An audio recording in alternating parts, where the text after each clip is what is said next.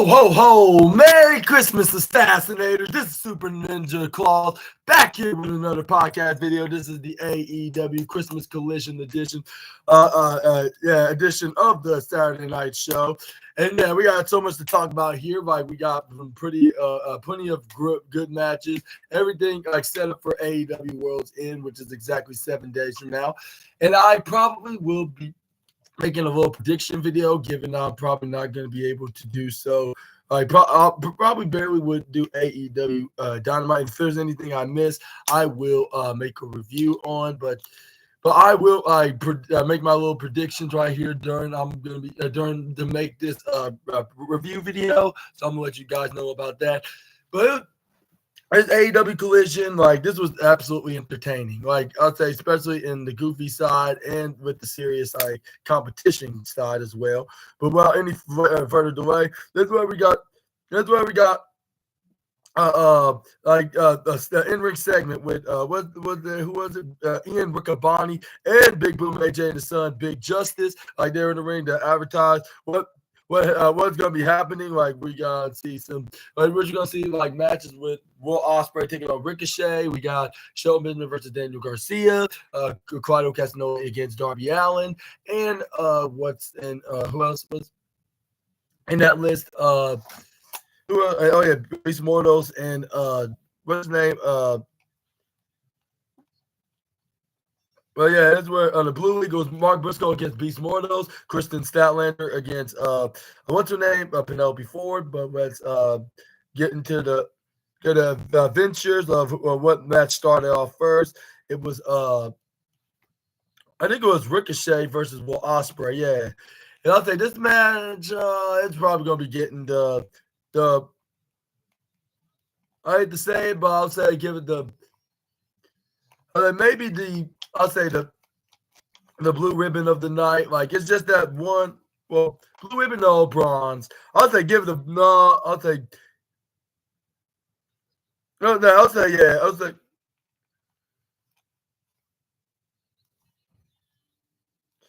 I think this would probably get the bronze trophy of the night. Yeah, third place spot. Which some of y'all probably would disagree, but it's just that it was pretty entertaining, but I just not sure if I agree with the ending because, we got the prediction right. It's just that the Hurt Syndicate came out and confirmed things all. But I mean, it's like no saying goes. We cannot always get everything over by night, but I totally disagree on that. Like, with this, it could have worked. It should have been. It will have so much potential into into this, with Ricochet, like finally being joined as the fourth member of the Hurt Syndicate. But that's where we got Will Ospreay got the ring. This where he then put his face onto the side of the ring. This where the fans started treating Ricochet like if he was that certain 16-time world champion that's about to retire next year that wrestled at that ECW event like back in 2006, was it? Yeah. And when he threw the toilet paper right back at him, this is where they threw it right back in the ring. Like, with them throwing, I guess that's the PG way of showing their hatred onto Ricochet. But yeah, this is where fans start booing. It seemed like nobody not like Ricochet. No. But it's where this is where fans start saying Ricochet sucks. This is where fans start chanting Ospreay, and even seeing that song that sounds similar to that underrated bearded Canadian wrestler of the other company.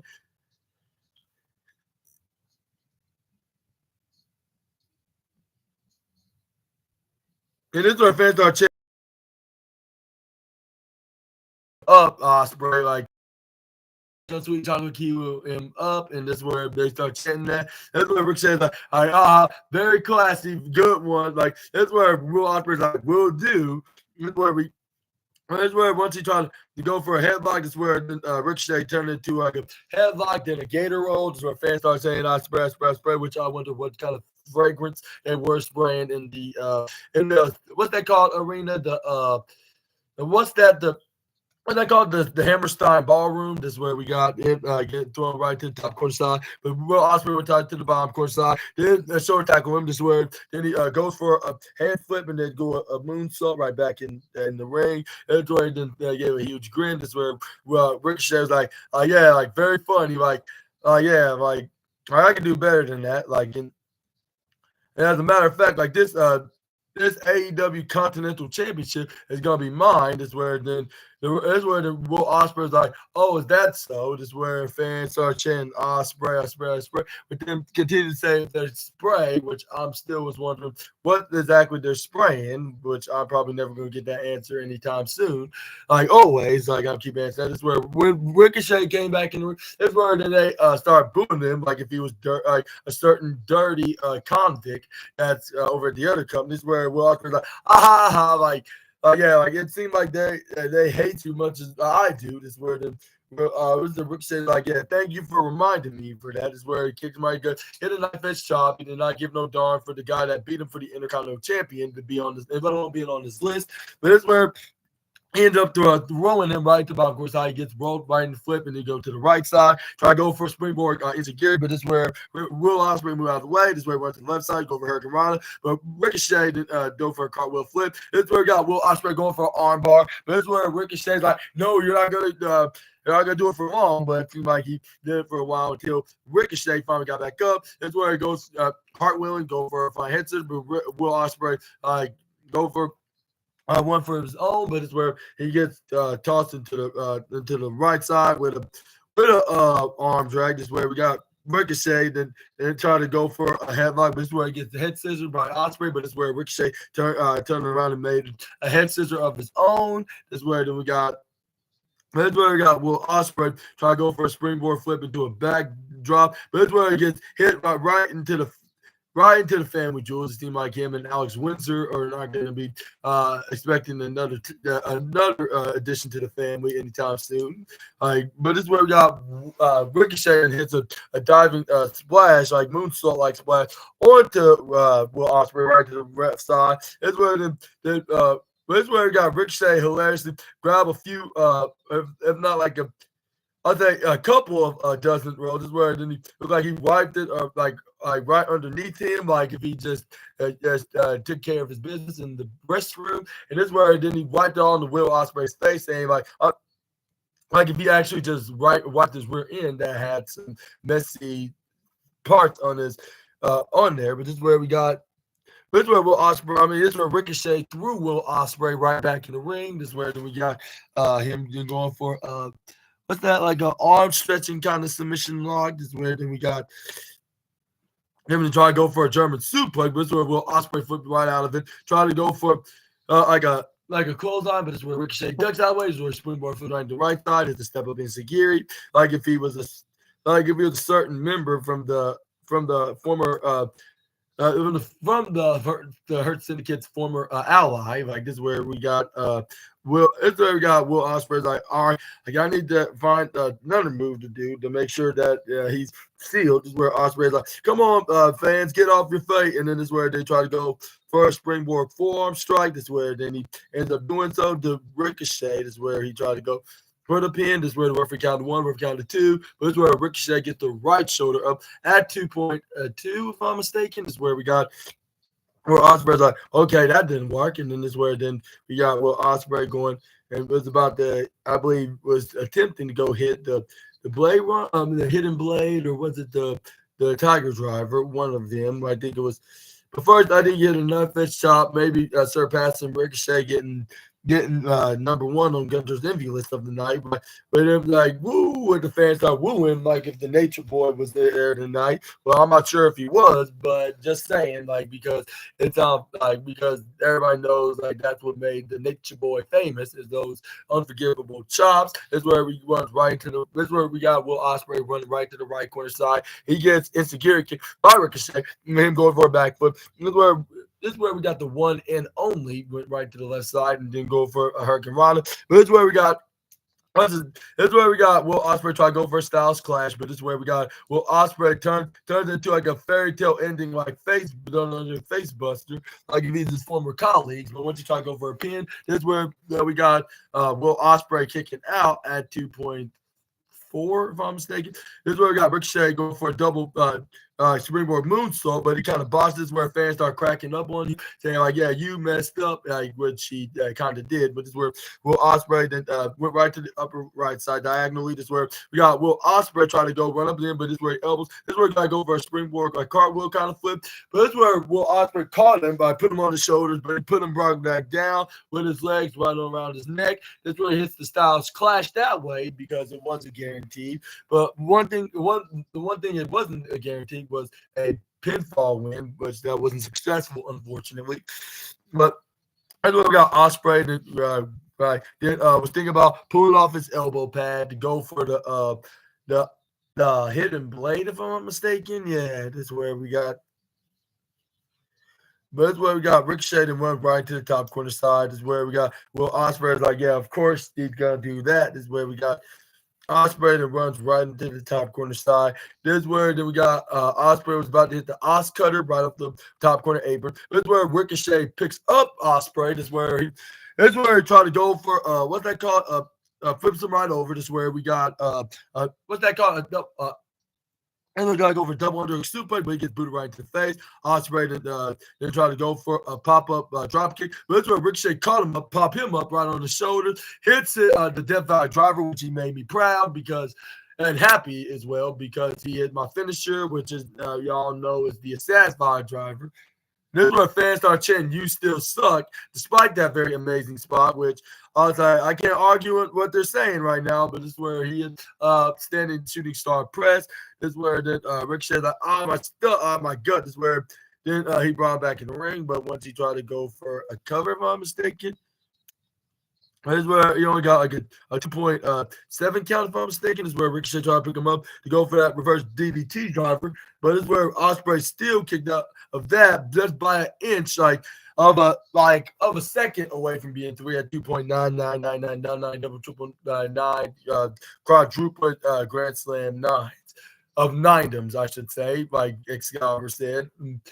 That's where fans start chanting, "We still want Ospreay, Ospreay, Ospreay, Ospreay," with them repeatedly asking for Ospreay. That's where we got Ricochet was like, "You want Ospreay? That's too bad. Like, you're not gonna get us." That's where then he was loading up his gun. That's where he brought him that flying clothesline that the fans started not to like because that gave him more of a heel edge. And no, I'm not talking about the radar superstar Adam Copeland, like because they're probably gonna save him until New Year's Day, a Fight of the Fallen, like when they go to his current resident state in North Carolina. But this is where we got Ricochet try to go for a powerbomb. This is where we got Ospreay flips and try to go for a powerbomb zone. But this is where we got this is where we got what's his name? Ricochet try to go for a suplex. But this is where Will Ospreay turned it into a stunt dog millionaire.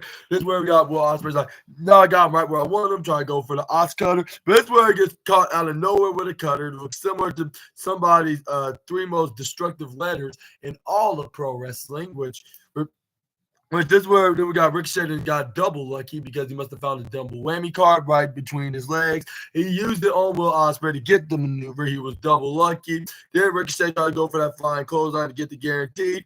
But this is where he got intercepted before he can even attempt to go for the move because he get hit with a hidden blade, which still wasn't guaranteed right there because he tried to attempt to do it earlier, but it was not so successful. But this is why I'd say like if it don't work the first time, it's gonna be a regarding opportunity of do the maneuver. But this is where the fans are chanting AEW repeatedly. This is where we got Ospreay that got back up before what's the Ricochet. This is where he was like, okay, like what move I should hit first. This is where he's like, no, I have a better idea. How about you, Ricky? Go get your best shot. This is where Ricochet, okay, follow me. This way, I'm saying, this where we got.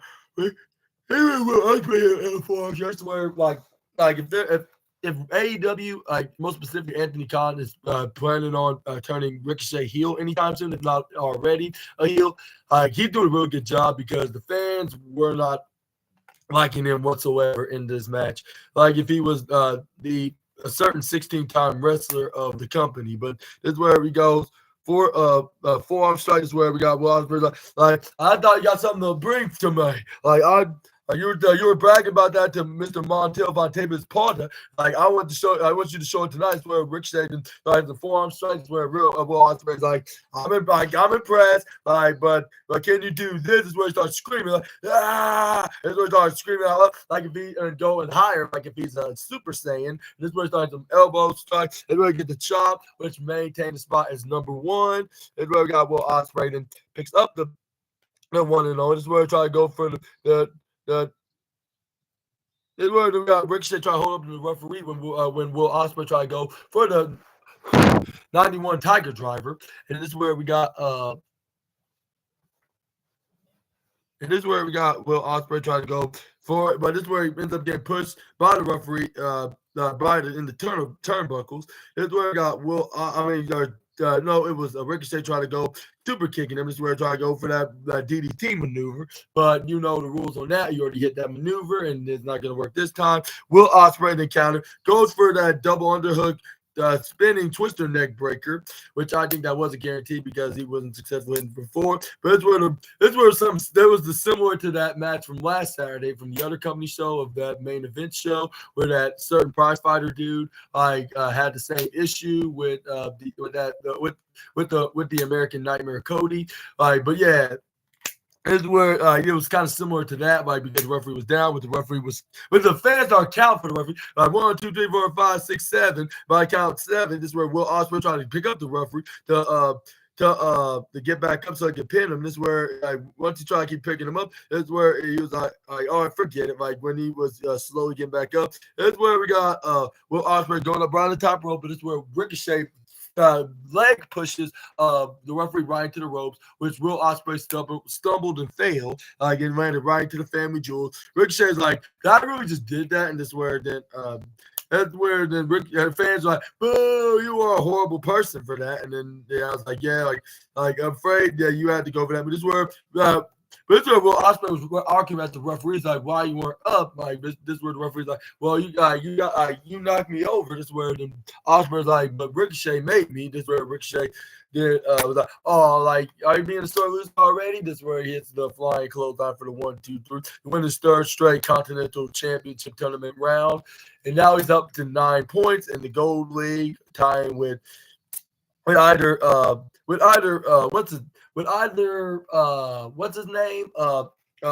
Darby Allin or even Claudio Castagnoli, because they're going to fight later on tonight. But let's just say they tied with Ricochet right now. And Will Ospreay needs some catching up to do. Like, if he's going to be in the semifinals, which I still think he will, he needs to start winning at least one more match this coming Wednesday on Dynamite, and he's all good.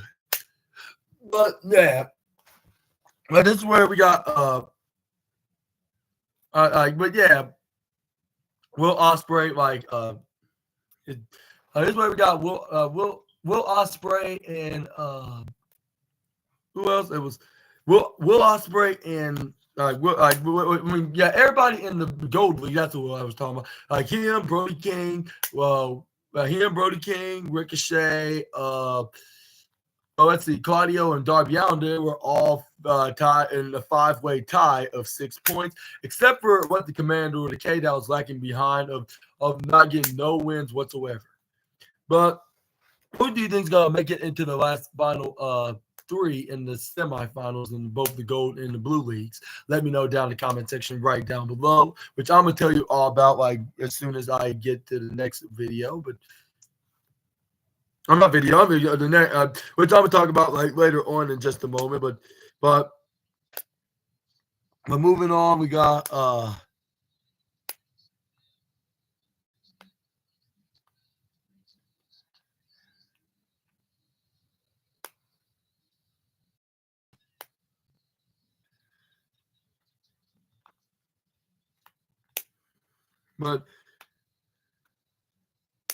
let's move on.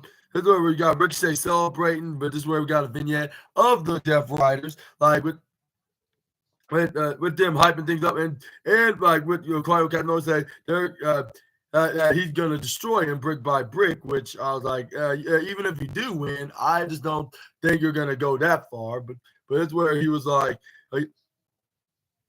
I am an international wrestling sensation. I was like, yeah, you are, and I'll probably be much of a fan of yours if you were not being brainwashed by that disgusting toxic water in that worst city in the United States right now. But this is where we got.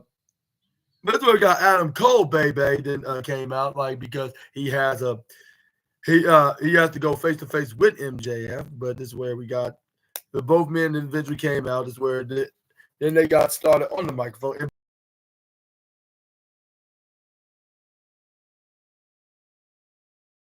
On you guys in Manhattan, and this is where fans are like boo, and we figure this where it's and if I remember this correctly, Adam Cole, you were the one that turned on me, not the other way around. So how come I'm the bad guy in the story? And I'm like, yeah, in a way, he has a point. But this is what MJF's like, yeah, you got so much bigger enemies to worry about. Spring Taylor, a crack in the full, a spring Tainer, a crack in the full, a gust of wind, or perhaps a cavity, if you know what I mean. And I heard you and your dentist is seeing you anymore. And this is where fans I was like, yeah, as a matter of fact, that was been they haven't seen they stopped seeing each other since August, the last 4 months. And yeah, this is where MJF did a wink, wink, nudge, nudge when he said that. And I was like, whoa, he just went far. I know who is he referring to. And I bet most of you assassinators know, what is he referring to. If y'all fully aware about Adam Cole's personal life, he was recently in a relationship with Britt Baker for a little bit, for a good few years, until they got separated in August this year. But the weird thing is, Britt Baker's staying in Florida while Adam Cole's moving to Pittsburgh, which that's very odd because Adam Cole's from Florida, while what's her name, Britt Baker's from Pittsburgh. So why they're moving to their opposite, they're going to their respective home states, which I don't make. I don't know.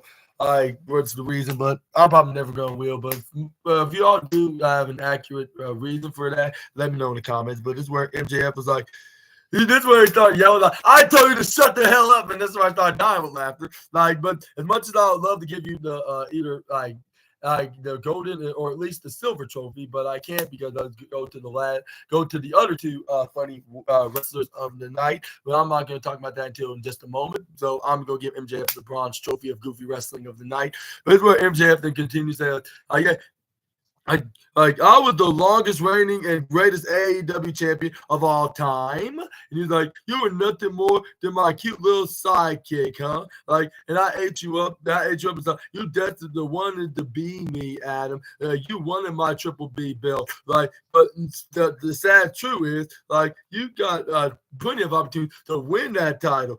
Before I even got anywhere near it. It's almost like when it comes to Adam Cole being elite enough to be champion, much more like that sugar honey iced tea-ish leg of yours, and then it's where then you blew it, and this where. And this was it's not classic, and then this where then MJF's it's. This is where fans started chanting "Shut the fudge on sweet and chocolate kiwi kill up." This is where then he was I'm the one with the microphone. It's not that hard of talking right here. Just let me talk. This was that's. And this was and that's why I don't buy that hogwash you keep spewing at. You turned on me because you knew you were turn on me first. I want to hear. I don't want to hear those excuses. What I'm going to point out is the truth. You turn on me is because you were jealous of me, Adam. And then it's where Adam, you couldn't be more delusional than you already are. This is where MJF was look at me. I'm rich, I'm handsome, I'm funny and entertaining. I was like, most of them are right except for the second one when he said the H word, which I'm not sure. I know there's the handsome guy in the community, and with all due respect to Maxwell, it's definitely not him. Yes. Trey did this at me because I didn't get a popsicle. He just. But if you didn't want a popsicle, he said before. He just dropped it and left it there. I don't know why. Like, it just don't make any sense. But anyways, Assassinator. But this is where we got MJF to continue. Like, yeah, look at you, Adam. Like, I've been crying out loud. Like, you used to be Adam Cole, baby. But as of late these days, you're nothing but a crack, baby. And yeah, don't look at me sideways like that, because I wasn't the one that said it. Like, it was Maxwell that said it. Which I'm surprised he was allowed to say this. Like, if he was that certain actor that's also a wrestler that calls himself, well, the last boss. No, he don't call him that, but obviously y'all know who I'm referring to. But it's where we got, like, man, he's getting more freedom. But it's like, that's where I was like, whoa, like, he just really went there and come. This is where Adam Cole was like, whoa, like, it seemed like you just practices in the mirror like about over 100 billion times, like for 2 weeks now. Like, but I gotta admit, you did kill it on it. Like, and now I can come back with all these childish comments, like of hurt your feelings. Like, I could easily come up with that, like, to hurt your feelings. But the thing is, I'm not gonna do that. Okay, excuse me for a moment.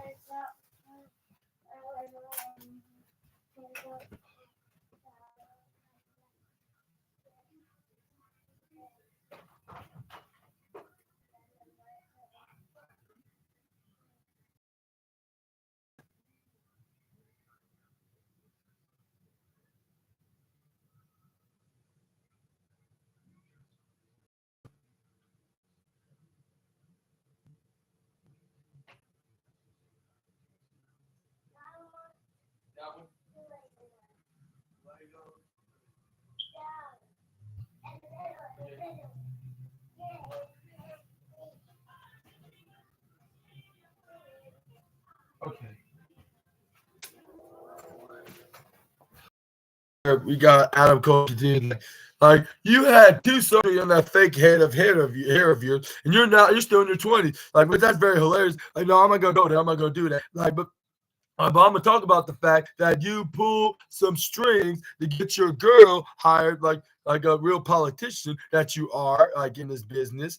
And this was like, but again, I'm not gonna talk childish like that. Like, I could talk about like every time you enter in a single room, everybody cannot wait for you to leave because you're loud and obnoxious and annoying as hell. Which I'm probably assuming that he was referring to the time when Maxwell and his now ex-girlfriend, his then girlfriend at the time, were in that altercation, which I'm not going to get into. But this is where the MJF was like, but I'm not like you, Max. Like, we are nothing absolutely alike. And that's why this friendship was ruined, like, because Max, like, and the truth is that you tell me that I'm a complete failure, correct? This was like, well, virtually every wrestling company that I ever worked for, like, I am the longest reigning world champion in so many companies, which he was referring to the likes of maybe ROH and NXT and a couple other wrestling companies, mostly are indie kind of promotions. I probably don't know about that. He's actually legitimately is. Like, for those hardcore Adam Cole fans more than I am, the reason why I know about Adam Cole, obviously, from the other company, which I'm not going to mention, but yeah, he's right. Like, he is the longest reigning champion in the history of wrestling in most companies. And what are your thoughts on this shocking statistics of Adam Cole's resume about this? Let me know in the comments. But it's where we got Adam Cole that continues like, it is very building. Like, I bled buckets. Like, I fought Grant turn my back than you, and you know when she took a dig on him and his catchphrase when he said that. And this is where he's like, and he was doing some thinking, like figuring it out, like, and with that evil head of his, and he think he figured it out, like, because he's terrified, like, with anyone close to him, like, because like that's his weakness, like, and that. I didn't work with Adam Cole adding like that he with him, like, called him a child, and he's like he's gonna like And this is where like you know that you were eternal. I mean, this is what MJF shouted you damn right I am. Well, he didn't say damn fully damn, but he said the word starts with the letter G. He's like you GD right. I was about to eternal, which he admitted like we all figured that was going to be happening. It was only just a matter of time. Like, you know what, Adam? Like, congrats, buddy. Like, this where he's like, yeah, like he finally solved the mystery. And I'm like, yeah. He's like, what's new? Like what's new Scooby-Doo version of the cartoon series is where he then said what I just said right here. Except he said, he's like a regular, boring old Scooby-Doo. And this way is like great job, Adam. I would have gotten away with it if it wasn't for your meddling self. And this where then he's like, Ruth, here's the truth. Like the fact of the matter is, like last year at World's End, like I have every intention like to stab you right in the back in that night. Like you just got lucky that you just beat me quick. And he's like, when Better Than You Baby started, like I didn't really, truly give a damn about you. Like you were nothing more than a plum to me. And they're like, but I gotta admit it. Like eventually, like I did start to care about you, like when you're actually more trustworthy. Like I actually, for the first time in my life, like I started to care about somebody else other than myself. This what fans like. Aww. And I was like, yeah. And like it seemed like he could turn from being the most hated guy in the world to being the most likable guy in the world, like just a snap of a finger if he wanted to, because he had that intelligent aura. But anyway, that's where we got Maxwell and as saying like, but that is exactly like why you became a liability, Adam, which that is true in many of the capacities, even though I would not admit it. But I will admit, like when I'm looking at stuff factually, but it's where we got MJF is like when you jump on a ring and Arthur Ashe and exploded your ankle, like you became a distraction after distraction and a liability, like an emotion. Like there's no root for it. Like what you're always concerned with is me retaining your world championship. And that's where then he continued stating Adam doesn't get like in last year at World, that was nothing but a fluke last year at World. Like you're not the devil, boy. Like you just beat the devil to it. Like that's what you're ever gonna do. Like I was like, yeah, like you might be right on that, because who wants to be the devil? Like you don't want to be like he's gonna end his for good. And this is where he dropped the microphone, which I believe he was a better talker into the Bible. But it's where we got them start fighting. Like who started it first? I'm trying to remember. It was Adam goes like, yeah, you're gonna end it, right? Like that's what he said. Like you're gonna end it. Like with this face to face, try it now. This is where he threw the mic over his head. He hit a big old right hand and jumped right on top until the security guards came in and broke it up. This is where MJF then hits a big boot straight into the family jewels. And MJF tried to go hit him with the Dynamite Diamond Ring, but luckily, Adam Cole's Undisputed Kingdom brothers, Matt Taven and Mike Bennett, came in for the stay, scare off the salt of the earth wrestler, or the salt of the earth and the wrestling salt of the business. But who do you think is going to win this? This Dynamite Diamond Ring match? Let me know in the comments down below. But this is where we show. This is where AEW showed like both of Mercedes Monet's title defenses, like from last Sunday for New Japan Strong Evolve, like for the New Japan Strong Women's Championship. That's a strong style Evolve. Yeah, I did. But anyways, yeah, she's been that against Suzuki, and then this past Wednesday on AEW Dynamite. Holiday Bash, like for the New Japan, the AEW TBS champion against Anna Jay, and yeah, double congratulations to the CEO for her successful title defense. But this is where they show the recap. This is where we got Lexi Nair that has the wonderful taste in the world. Somebody better tell Big Bill that, for saying congratulations to the CEO. And this is where then she was like, yeah, like she successfully defended, but she's just the unstoppable force, which that's true. But this is where she introduced the woman that powerbombed your favorite super ninja assassin, that is Kristen Statlander. This is where she came and she's like.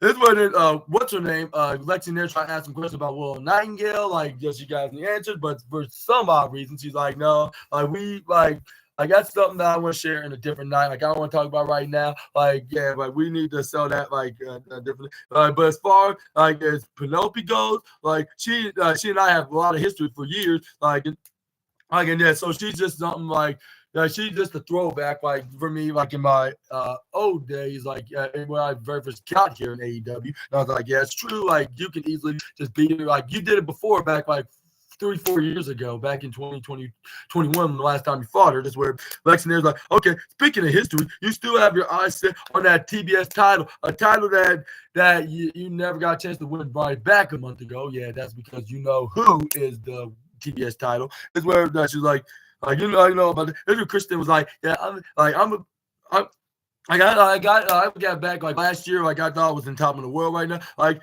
I got down, but now I got a downright spiral. And I was like, yeah, that's an understatement of the whole year.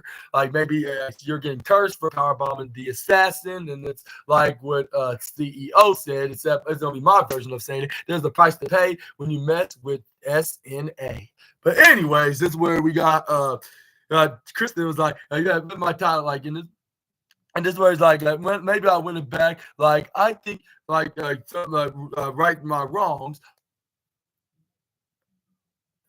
Okay, Mr. Big Iron Mike. I'll say yeah, that would be a good reason like to have MJF win. If Adam Cole's longtime best friend, yeah, the guy that could be related to the auto store family, like he could be the one to screw Adam out of the match. Yeah, I totally agree on that one, Mr. Big Iron Mike. But yeah, anyways, this is where we got this is where then Kristen Styles like, okay, so on that note, like Mercedes, like you don't have an opponent at World's End, do you? And this is where then she started putting those seeds, and I was like, yo boy, like, and this is where I was like, but not only it should be Kristen and Mercedes again, even though I have no problem with them having a rematch 1-on-1, but it's gonna tell a story like if you add somebody else into the fray, like perhaps we could throw in the Pillow into the match, which is Willow Nightingale, of course. Like make this a triple threat match, but this is where we got Kristen Styles. Let me know. This is what she was like. Let me know when you're ready for that. This is where did you walk out there for a match against Penelope Ford.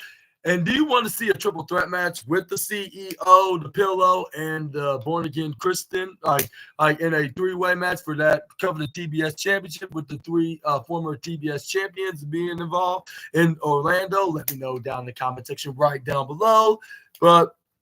And some of y'all probably gonna be asking, like, why do I have a red shirt on, a long sleeve shirt when I usually wear short sleeve? I thought I might give it a little Christmas spirit wearing this shirt, like if I'm like my own version of Super Santa Claus, I should say. Well, I said Super Ninja Claus, my version of Santa Claus, ho ho ho. But yeah, I'm gonna save the rest of the hoes like later on after I get done with this next recap match, which I'm gonna give it.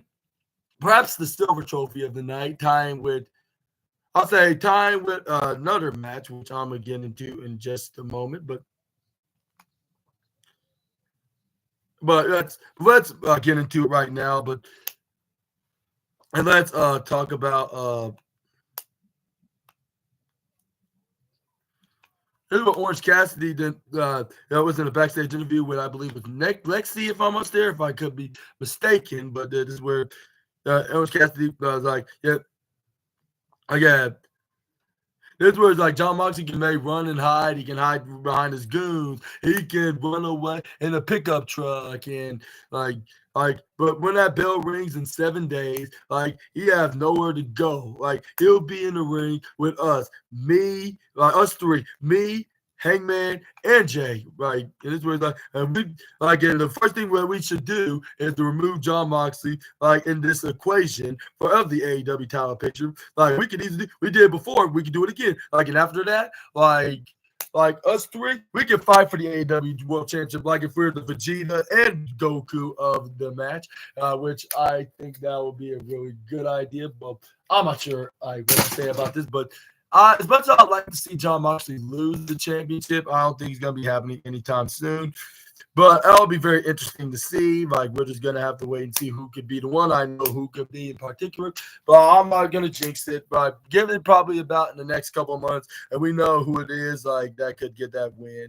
But that's where we got We do get the Kristen Statlander versus the Penelope Ford match. Yeah, like I said, silver trophy of the night. These women just know how to get down, especially Kristen, even though she did powerbomb me right through a table on Fight Forever, which I'll never forget that. And I hope that we see either the Pillow or the CEO will potentially put her into that in that triple threat lights out or whatever match that's like the other companies stipulations. I hope that they find a table, which is the fan favorite weapon in all the professional wrestling for some reason. But I'll be a favorite if I can see Kristen get right through it. But especially if it's specifically a power bomb, like with the Pillow is good for that. Like with the hit the doctor bomb, but this is where we got Kristen then go first slide, dug right onto Penelope Ford when she was running to the left side. Penelope went to the right. This is where we got Kristen leap drug. This is where she go for a shoulder tackle right when Penelope was heading over to the left side. This is where she flexed her guns, which for being a female, she got huge guns. Like she's probably bigger than a very generic big wrestler, maybe even bigger than the likes of Claudio Castagnoli. And I could be exaggeration. I'll say maybe even Powerhouse Hobbs. Well, I don't know about him, but maybe Claudio, though. But this is where she tried to go for a suplex. But this is where we got Penelope Ford and turn into what's that called? Into a headlock. This is what she tried to put Kristen to sleep. But this is where Kristen then picks her up, try going for a suplex right in the middle of the ring by transitioning into that. This is where she hits a standing suplex. It looks like Nigel McGuinness is now a babyface commentator now, given that he fought Lee Moriarty. That's kind of like in the heel side yesterday at Final Battle, and also with him kind of taking up for most of the baby faces. But this is where we got. But that's where we got Kristen. Then what's her name? Penelope Ford right to the upper right side, right when, right into the upper right side, right into Tina. But this is where Penelope will leap right over. But this is where Kristen picks her up into an electric chair position. This is where then she turned into an AEW version of the Eradicator over the other company. But this is where we got Penelope pushes Kristen right off the top, right into the upper right side, try to go for a crossbody. But this is where we got Kristen to go for. Penelope hit Kristen with a blockbuster neck breaker, but Statlander kicks out at 2.8. But this is where we got Penelope Ford like, oh, come on. And this is where then she was like, but never mind. Like I could just go for. I'll go for go Kristen right to the middle turnbuckle. This is where we got this is where we got what's her name? Penelope Ford starts stomping her right to the face. This is where we got. And then the referee's like, all right, like stop it, Penelope. Like this is where Penelope like, I am, and this is where then she managed to do so. This is where we got. This is where we got Penelope Ford and go for a double knees to the mid. This is where it's like who's got that power? Like not Statlander. This is where I was like, Kristen don't have all the power, but at the same time, you don't either. Preferred ass, but this is where we got the wifey of Christian Cage's new stepson, which is Kip. This is where she started. And I'm like, that said, a new wifey. I must be thinking like that's what I think about Christian Cage calling him the new stepson. But anyways, where did she start tarnishing? What's her name? Kristen right around the ring area. But that's where but once we got this is where we got what's her name? Penelope then picks up what's her name? Kristen. This is where then she. This is where she try to pick up Kristen. Her right to the face. That's where then she start saying like what are you gonna do now, Kristen? You're not doing anything during the partial break of the powerful force in professional wrestling. But that's where we got Kristen finally fought right back, throws her right into the upper corner spot in the barricade. Kristen then try to run right up into what's her name to Penelope Ford. This is where she tried to go for suplex, but this is where it turns into a Blue Thunder. Has been arguing with Simon Miller, and then Simon Miller has been arguing. Tell you, Simon, you're not the only one that thinks Kristen is a little off. She definitely needs some type of help, like, which I don't know what kind of help, but hopefully she gets the help that she needs. But anyways, is where like, but yeah, like that move absolutely sucks. She then start acting like a worse version of Konosuke and that guy with the beard. That's a Canadian wrestler over at the other company. That's where we got Christian. Then all right, now's my chance when she runs right to the bottom left side, hits a European uppercut, went right to the top corner side. This one, then she put the knees right into the middle ropes, right when she was supposed to hit Penelope Ford with it. But this is where Penelope countered, then go for what they call went that official woman suplex, but Kristen kick out at 2.8. But this is where we got Kristen got crawled right. This is where we got what's her name? Kristen then went right to the bottom left side. Is where we got Penelope Ford going for a cartwheel flip into a backdrop, but Kristen countered out of it. Then try to go for a German suplex. But this is where surprisingly Penelope Ford lands over her feet, try to go for a clothesline on the Kristen, but Kristen fall right back, hit a kip up. This is where Kristen go for a clothesline. But this is where she got met with a stunner by Penelope. This is where we got what's the name?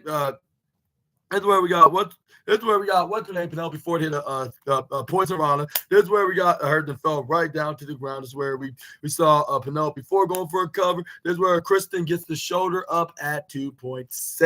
This is where Penelope was like, come on, like 2. This is where the referee's like, yep, I'm afraid so. This is where she was like, what does it take to put away this one-hit wonder, which I would say I wouldn't go that far about Kristen, even though it's one thing that she did, powerbomb yours truly. But at the same time, like, I wouldn't underestimate her at the same time.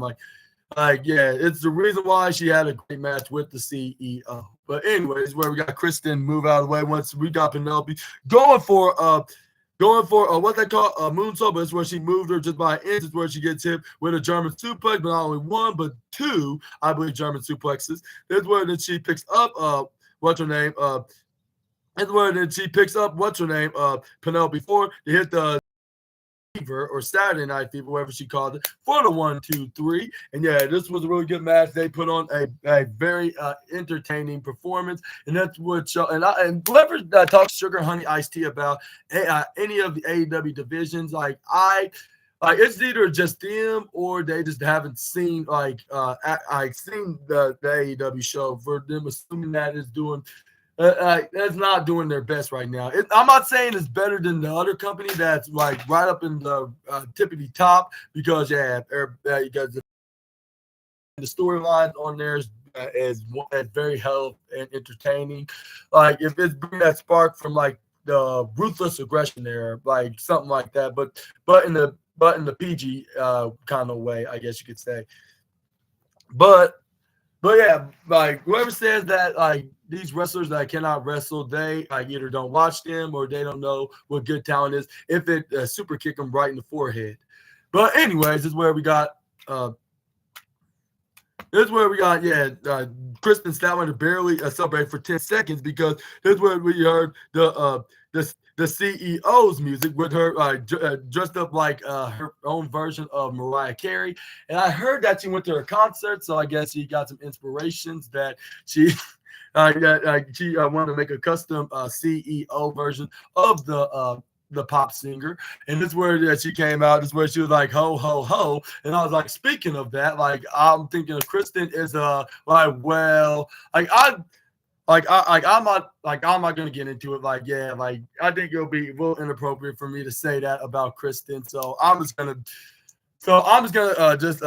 skip and move on and just listen what our CEO is gonna have to has to say, like which she promised us, which she was like, all right, New York City, like. And this is where fans partially was cheering, the other half was booing. This was please hello to your cutest ever operator. And this is where then she continued by then saying it just never gets old. She's like, God, that's where then she was like, yeah, and this where this where she was like, I was about to what she said she was about to do in their hometown, Like, dude, like I was thinking about taking World's End off, like, and just watch it at home. But I was and also gonna go to the Ritz in Boston, like, just like. But since it's the holiday season, and I feel like being nice, like which he's always been all year long, which some of y'all probably think that's a too controversial statement about the CEO. But it's where the two continue. Like, I mean, I already beat you once, Christian. Like, so I don't I don't have no problem beating you twice, which I hope that does happen. But this time, like she gets some justice, the rest of the quarter of justice, even though she got like one, like third, 3/4 of justice, if I'm not mistaken. Yeah. Yeah. Can you get me a popsicle? Okay. Excuse me for a moment.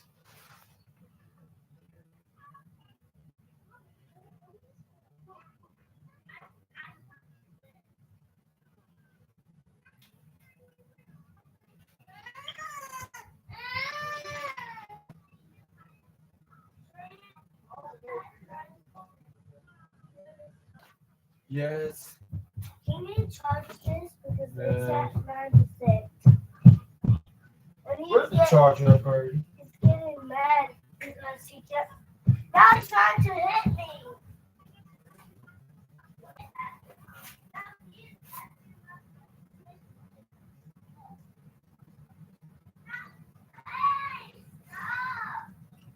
Stop doing this. Stop doing this.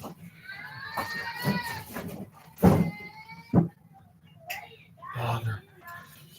This is where we got the CEO to say, like, at World's End again, like, I will show you that the true meaning, like, of what money changes everything. Yes. There you fell by himself. Now he said he doesn't want me. Why why invite you over? My thing is, why invite you over if he don't want to play with you? But anyways, assassinators, without being interrupted, this is where we got. This is where she was like, and I'm the greatest TBS champion of all time, and not because I'm being biased. I would say I totally agree on this caliber, which some might disagree, but like it's my opinion. So I will give my opinions, like saying like, just ignore him. Like, yeah, he's just being his little silly self. But yeah. But this is where she started doing a very funny dance, like if she is like a female wrestler version of Mariah Carey, which I could say she could be, like in many reasons, which I'm probably not going to mention at this time. But do you think that it's going to be a one-on-one match or a triple threat match for the TBS Championship at World's End between the CEO and Kristen? Yes. Now he's saying, just ignore him. But anyways, this is where. But let me know down in the comment section right down below, like what's your opinions about this? And yeah, I'll give her the silver trophy of Goofy Wrestling of the Night, which some of y'all probably be saying like I'm just nitpicking here, like and just wanting to automatically put her in the Goofy Wrestling list, thinking that she's very funny. But I think she's not only just funny, but she's very entertaining and she's very great. Like she, yeah, but. But let me know in the comment section right down below what's your take about this. But moving on, we got the next match, which it was Daniel Garcia and Shelton Benjamin, which this match was totally good, but unfortunately not getting the trophy, much rather than just the blue ribbon, like because we got some other good matches that got the spot. Like, but this is where we. But yeah, this is where I did not expect the ending, what was going to end up going to be like. But before we get into that, this where then Big Boom AJ and Big Justice came in the ring. This where then he was like, whoa, like we cannot have a big Christmas celebration without the boom. And this is where then. And this is where we got the current Ring of Honor champion and learning tree teacher Chris Jericho. Like, whoa, like, and this is where they got Antonio Schiavone was like, oh, brother, this guy, which I started cracking up. And this is the trio that's definitely going to bring home the Golden Trophy of the Night, which is the reason why, like I said, like who got the golden trophy, which y'all already know, is when Chris Jericho's like, "Hey guys, like excuse me, sir, like you have a permit to be here tonight." And like if he was just a random fan, but obviously he's under the contract with AEW. Excuse me for a moment. Why did y'all even why did Trey lock the door in the first place? And I told him to ask you to see if I had to go home. He thought you said I had to go home. No, I thought you were going to stay tonight until tomorrow. That's what I said. But anyways, this is where we got. But that's where that's where we got Chris Jericho's like. I guess this is even official what you're doing, like because you starting to run past me, like did you like, but do you know who I? He's like. And this is where he was like, "Do you know who the hell who I am?" And this is where we got Big Boom AJ's son, Big Justice there. Like, "Yeah, I know you are. You are a huge jackass." And their fans start clapping, start cheering for him. Saying like and then this is where we got was it Matt Menard or who was it? Like just parents like just say whatever you want. This is where we got Big Boom AJ's like, "Yeah, he's telling the truth." And it is where fans are calling him a jackass, which I start dying with laughter. I was like, and this is where Antonio Schiavone did mention that he retained the Ring of Honor Championship against Matt Cardona yesterday, which we talked about down the wrestling news.